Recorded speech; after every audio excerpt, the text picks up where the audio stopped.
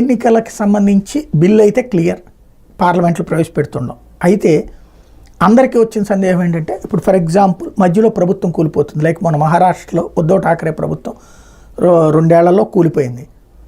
ఆ తర్వాతన ఈ ప్రభుత్వం బీజేపీ ప్రభుత్వం వచ్చేసింది. ఒకవేళ అలా బలం లేని సందిగ్ధ పరిస్థితి వస్తే రాష్ట్రపతి పాలన పెట్టి ఎన్నికలు పెట్టాలి కదా. మరి అట్లాగా పెట్టకపోతే ఎట్లా? అది ప్రజాస్వామ్యానికి అవమానం కదా, రాజ్యాంగానికి అవమానం కదా. 3 ఏళ్ల పాటు రాష్ట్రపతి పాలనే ఉంటుందా?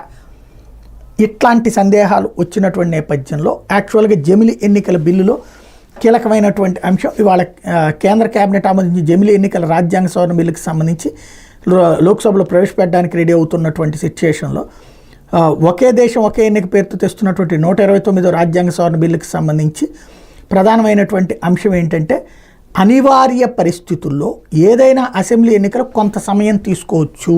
అంటే ఇప్పటిదాకా 6 నెలల లోపు చెయ్యాలంటారు, మళ్ళీ 6 నెలలకు ఒకసారి రాష్ట్రపతి పాలన ఎక్స్టెండ్ చేసుకో.